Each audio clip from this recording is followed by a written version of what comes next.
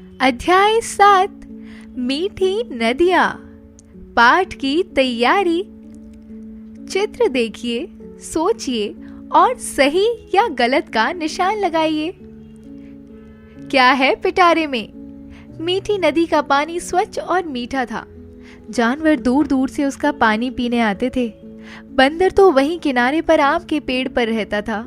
वहाँ मोर भी था। मीठी सबसे बतियाती थी। सभी को मीठी नदी का पानी पसंद था। लेकिन एक दिन मीठी का पानी पीकर जंबो हाथी और भोंदू भालू बेहोश हो गए। फिर क्या हुआ, यह जानने के लिए कहानी पढ़िए। रामपुर नगर के निकट घने जंगल में मीठी नाम की एक नदी बहती थी। उसका पानी शीशे की तरह स्वच्छ और मीठा था। दूर दूर से शेर, हिरन, हाथी, भालू वहां आकर अपनी प्यास बुझाते थे और मीठी से घंटों बतियाते थे। मीठी से बातें करने मयूरा मोर भी अपने पेड़ से उड़कर तट पर आ बैठता था। वहां खड़ा आम का पेड़ भी मीठी से खूब बातें करता था। कल कल बहती मीठी जंगल के सभी जीव जंतुओं को सुहाती थी।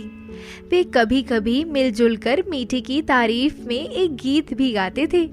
नदियाँ नदियाँ कैसा पानी, मीठा पानी, मीठा पानी, शुद्ध स्वच्छ है मीठा पानी, मीठी नदियाँ मीठा पानी। जंबो हाथी रोज नदी में आता और उसके स्वच्छ शीतल जल में मजे से नहाता। डुग्गू हिरन को तो पूरे जंगल में कहीं का भी पानी अच्छा नहीं लगता था। उसकी प्यास मीठी के शीतल जल से ही बुझती थी।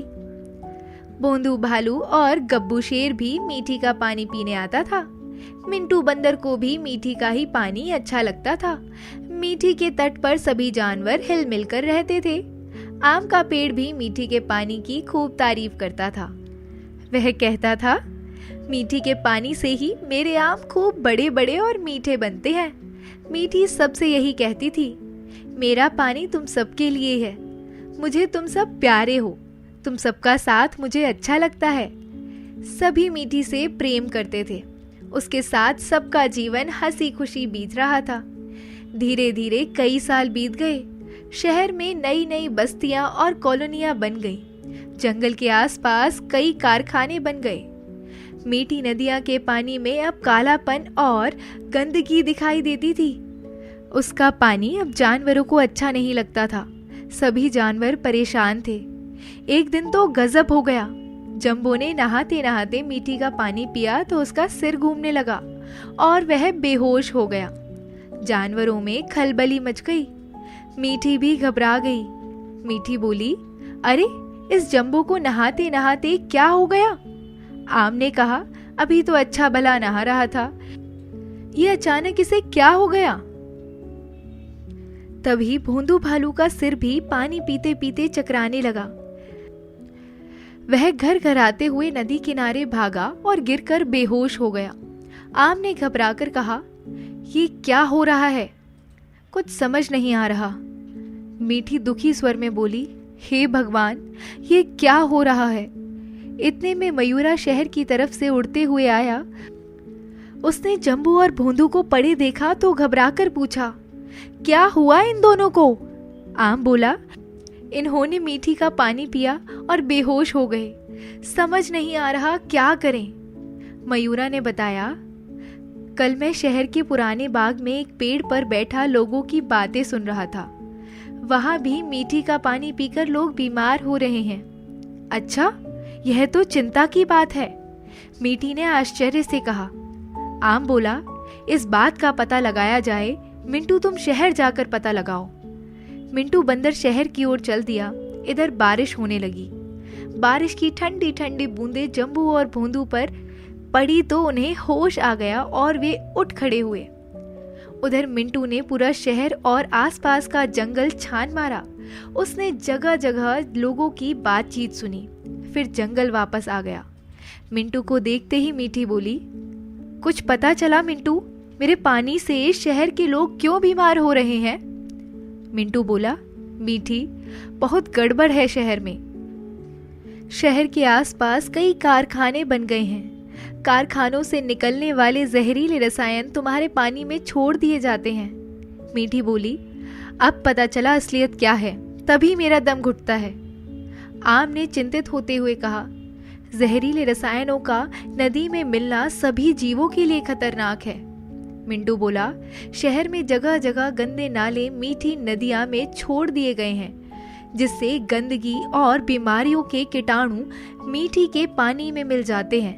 आम ने कहा, यह संकट मनुष्य का पैदा किया हुआ है, इसी से मीठी का शुद्ध स्वच्छ पानी दूषित हो गया है। मीठी बोली, अब बात समझ आई कि मनुष्य और जानवर बीमार क्यों हो रहे हैं।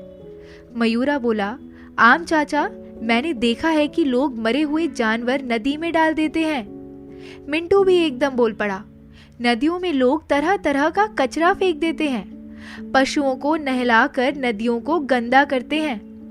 डुग्गू ने कहा, लोग नदी में पॉलिथीन भी फेंकते हैं। एक बार तो पानी पीते पीते मेरे गले में पॉलिथीन फंस गई थी। वो तो वहां अचानक बग्गू बगुला आ गया और उसने पॉलिथीन निकाल कर जान बचा दी, वरना तो मैं मर ही जाता। मिंटू बोला, नदियों में प्लास्टिक का कचरा भी कम नहीं है, मनुष्य प्लास्टिक का बहुत इस्तेमाल करता है। आम ने कहा, प्लास्टिक सैकड़ों सालों तक गलता सड़ता नहीं है। प्लास्टिक का सामान और बोतलें नदियों में पहुंच जाते हैं, जो नदियों के पर्यावरण के लिए खतरा है। मीठी बोली, जल जीवन होता है। मैं हजारों सालों से मनुष्य को अपना जल देकर उसका उपकार करती आ रही हूँ, फिर भी वह मेरी कीमत नहीं समझ रहा है, मुझे लगातार दूषित करता चला जा रहा है। मिंटू ने जोर देकर कहा, मनुष्य इस बात को समझ क्यों नहीं पा रहा है कि नदियों को साफ रखना बहुत जरूरी है।